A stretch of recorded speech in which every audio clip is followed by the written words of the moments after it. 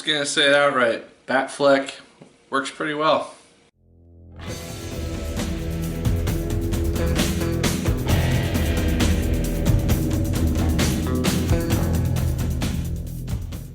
Hello once again, watchers of good movies. My name is Nick Pell and this is once again coming from my apartment. Now today we are going to be talking about one of the most anticipated films of the year, Batman vs. Superman: Dawn of Justice.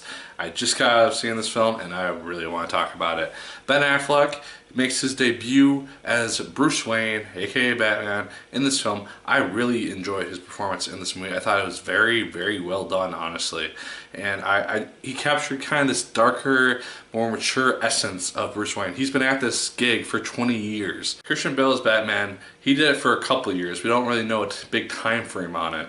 But this is a Bruce Wayne who's much more hardened, and he does not care about letting criminals just get off easy. He kills people a lot in this movie. There's not really a lot of ways that some of the criminals that he takes down in this film survive. And I kind of like that darker essence of Batman, because it's like, okay, this is a guy who just knows that once you kill one criminal, another one's just going to sprout up like a weed. So you might as well just take down as many as you can so you can try to prevent something from happening like that.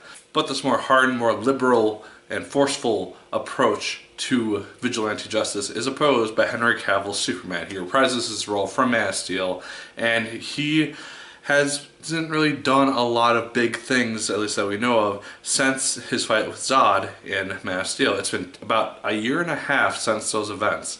And the opening sequence of this film basically shows us the last big epic fight of Man of Steel from the ground level. And it is chaos all around. And you see Bruce Wayne just trying to get to his tower to save as many people as he can, and you just see the chaos that is surrounding him, and you really do understand why he sees Superman as a threat. He sees this guy who, after doing all this chaos, basically destroying Metropolis, is now being seen as a god and a hero to the people, and he very much opposes that, and many other people do too. And I really like that they really gave us that perspective on Superman from Bruce Wayne's perspective right away in this film. And that's something which is at the core of this movie, is these two opposing ideologies on kind of how justice needs to be done, and if like threats like Superman need to be taken down immediately. Bruce Wayne is very gung-ho about taking down Superman after he sees just a bunch of other things unravel throughout this movie.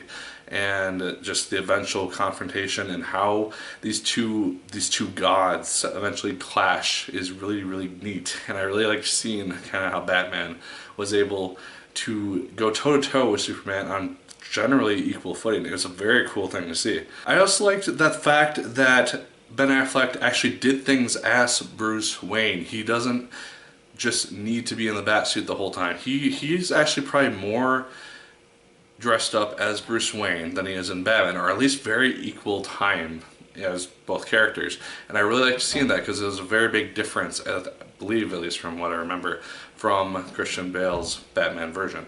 Now the big question in this film is Jesse Eisenberg good as Lex Luthor? He's not Lex Luthor, so I'll just say that outright. He is the son of Lex Luthor, I believe. And so I kind of allowed him to be his own character. He's not going to be this big menacing figure that we all know from the comics. His name is Alexander Luthor, so there is that little small essence of Lex in him. But he's his own character, and so I judged him as his own character, and I thought he was fine. He was a psychopathic character who's very intelligent, and I really liked just the little plot that he ended up unraveling. And we see cuts of that throughout the film, just as his general plot is unraveling. I thought that it was a really cool transition and just general arc that he had as a character. That's the first negative that I have about this film, though.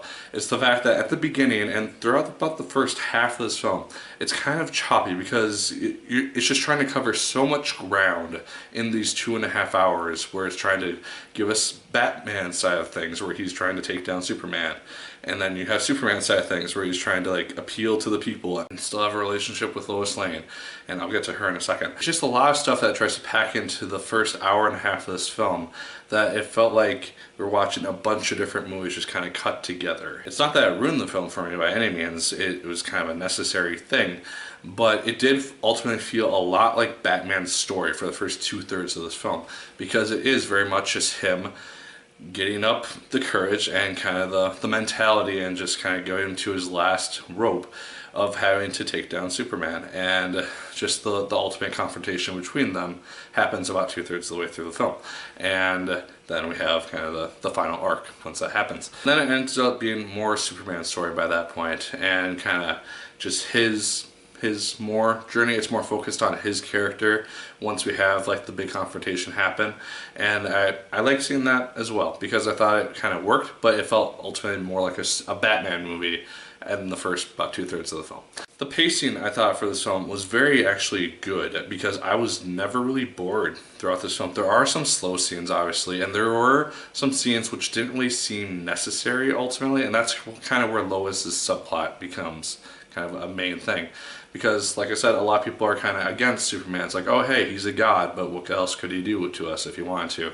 And she is kind of on the side where she's trying to defend Superman, but I felt like a lot of her subplot wasn't really necessary because it's either romantic or it's just her being a journalist and investigating the secret military weapon, which never really has a big payoff. And so that kind of bugged me, and it, like I said, it ultimately didn't really feel necessary. It was just kind of pushed in there to further the 2.5 hour runtime. That being said, the film is a little bit long. By the time it got to about the 2 hour mark, I was feeling a little bit drained from the whole experience, but I was still interested in what was happening because the final end fight, which takes about half an hour, I think, to get through, and with the conclusion and the wrap up and everything, I actually really enjoyed that. It was very, very cool. It's not like a 3-minute fight and then it's all done.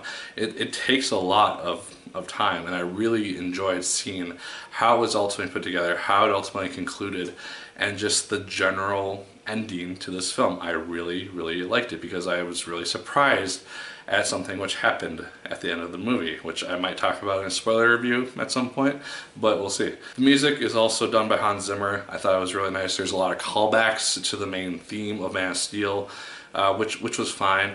I ended up listening to that song a lot actually when the film first came out, so I recognized it a lot of the time, and it worked for a lot of the scenes, but it was more just like the quiet piano sections where like Clark is having a big emotional scene of some sort, and it was fine. I will mention really quickly Gal Gadot, if that's how you say her name. She was really fun as Wonder Woman and as Diane, and I liked her both out of costume and in costume because she's got her wit to her, and just the general reveal of kind of her backstory. It doesn't go fully into it, that's what the movie's going to be for, but we get to see little hints and pieces of it as things are kind of discovered about her, and her ultimate reveal when she comes into the final battle with Batman and Superman as Wonder Woman. It was very cool, and I really enjoyed seeing her on screen. I think she's going to be a badass in her own movie, and I thought she did fine. And then this film does ultimately set up the Justice League, because we do see cameos of a couple Justice League members. I'm not going to say who, but we do see just like a quick 30-second cameo of a couple people. And then the ending very much kind of sets up that general premise of what about the first 45 minutes or so of the Justice League movie is probably going to entail. And I enjoyed seeing that. And guys, yeah, ultimately Batman versus Superman, Dawn of Justice, I really ended up enjoying it. It does have its issues, as I've stated, but ultimately I found myself really enjoying the movie. I thought the opening sequence was really cool. I like that we got to be exposed to both sides of this ideological clash between Batman and Superman. I thought it worked really, really well, and just a lot of things throughout this film just really impressed me, and I found myself really liking it. There are a couple things which you just kind of have to let slide because you just kind of assume that people know about certain things after Superman's been there for a year and a half, but yeah, it's just stuff that you kind of gotta let go with some of these movies and just ultimately sit back and enjoy the ride. So guys, Batman vs Superman, Dawn of Justice, I really found myself liking it. I definitely recommend going to see it this weekend if you have the chance, and yeah, go check it out. Don't listen to all the critic reviews because I haven't actually seen any, but it's not doing super well on Rotten Tomatoes, so don't listen to all those. So those are my thoughts on Batman vs Superman, Dawn of Justice. Let me know your thoughts in the comments down below. Did you like the film as much as I did? Did you hate it more than I did? Let me know. Please don't put any spoilers down in the comments either. Like I said, I might make a spoiler review either on this channel or on another channel, which I'll put a link to somewhere if I ever end up doing that in the next couple days. As always, guys, like, favorite, comment, and subscribe if you so choose. I'd appreciate it immensely. And as always, once again, my name is Nick Pell, and once again, keep on watching.